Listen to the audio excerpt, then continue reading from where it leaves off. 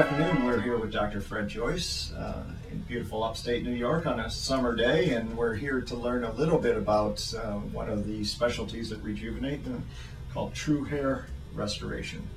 Dr. Joyce, what is true hair restoration? Well, the name almost says it all, Chris. It's true hair. People who are thinning or balding and who want to replace their hair get it done best from their own hair. From their own hair. So somebody like me who's in their 40s and starting to look a little thin on top, is there any hope for me, Dr. Joyce? Oh yeah, oh yeah. Because we all, fortunately, almost all, have an area on their head, which I like to call the hair bank. It stretches from your ears around and back. You'll notice that even the most bald people have normal hair in that zone called the hair bank. You have a certain amount of money in the hair bank. In this case, of course, it's hair. But that hair can be taken from the bank and placed elsewhere, surgically. Literally, we're taking hair from one part of my head to another part to fill things in.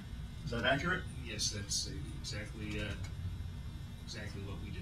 You will notice, Chris, that even the most bald person will generally have hair in the back and along the sides. I like to refer to this as the hair bank. Most people have quite a bit of good, healthy hair that we can take from here and move it to where they need it more. I see. So we're taking hair from one area to another. Is that a painful process? No, it's not painful at all. It's done in local anesthesia. It's an office-based procedure. And I'm coming in to see you. You tell me I have a good hair bank and that I'm a healthy candidate. Can you tell us a little bit about the day of the procedure? What happens? I think we should take a step backwards and talk about even before the procedure. Before that happens, we will have discussed with you what your goals and desires are, and then we will couple that with what's technologically doable. Although incredible things can be done with modern hair transplantation, there are limitations. So, as the name would lead one to believe, there's only a certain amount in the bank. So those hairs have to be used prudently. I see. And when I have this procedure, I come in, as you stated, it's an outpatient procedure, so I coming in and leaving on the same day, and I'm having this transplantation, so to speak. Dr. Joyce, is it going to look natural? Well, there's a big difference, Chris, between the way hair transplantation used to be done and now. You will hear the term plugs about people, and you will more often than not hear it used in a derogatory fashion. We don't use plugs anymore. Plugs are totally a thing of the past. We use individual hair follicles now, and we place them in a random fashion, which is just like the way hair grows naturally. I see. So what I can expect is kind of a natural filling in of the area, so to speak. I wouldn't say kind of, I would say a natural filling in. Okay. And is this something I'm in one day, the next day my hair's looking great, growing? How long of a recovery process? Can you kind of That's also a very good question. When we take the hair follicles from the bank and place them up in front or on top, the hair is actually traumatized but alive, and it takes the hair follicle a certain amount of time to get over the trauma of the surgery and to start to grow again. I see.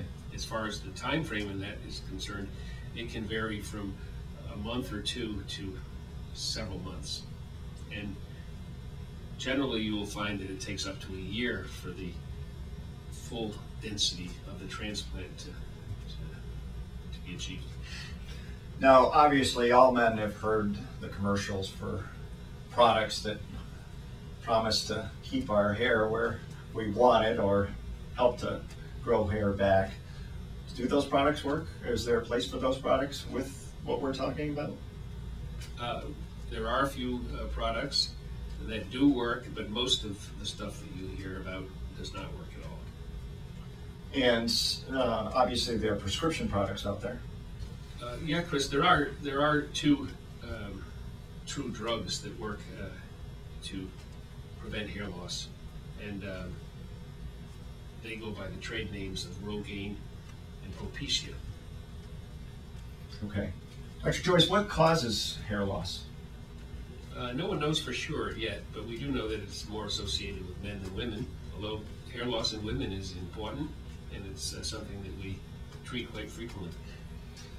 And the true hair restoration, this transplant surgery, so to speak, is that appropriate for both men and women? In general, I would say yes. However, it's important to analyze each particular patient's situation and come forth with a recommendation based on those findings. And when someone is considering hair transplantation, hair restoration, is it a one-time service or treatment, procedure, what have you, or is it something that has to be done time and time again? That's a very good question. It's generally the rule that patients need more than one treatment. They need a series of treatments, 2, 3, sometimes 4. The reason is that only so much can be harvested at one time, and also only so many hairs can be inserted in one particular setting. I see. So it really depends on the individual, how much hair loss we have. Exactly. How much is there to give?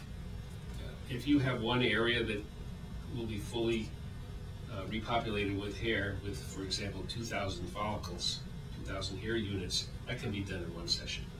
I see. And you mentioned that you harvest from the hair bank, where we have a thicker set, so to speak.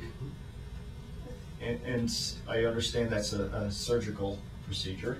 Yes. Done by a qualified surgeon. Am I going to be left with a scar back here? Am I trading one thing for another? Well, you are, but the scar is generally very thin, and the beauty of it is that it's back in the hair bank where it's camouflaged or covered by the hair that will remain in that area. I see. So the scar essentially will be covered by my natural hair. Right. Dr. Joyce, we see infomercials for national companies that offer, hair restoration in one manner or another. Why would someone like me go to a company like that as opposed to going to a local surgeon? Any difference there? Well, I think the key there is, you said it yourself, local. You could travel from upstate New York to New York City and get an excellent treatment, or you could stay here and get an excellent treatment. And speaking of excellent treatments, what are some of the qualifications that consumers, patients like myself, should be asking our doctors that we interview that we're thinking about getting this treatment from? I think with any cosmetic procedure, which this is one of, you need to assess whether the practitioner is properly trained.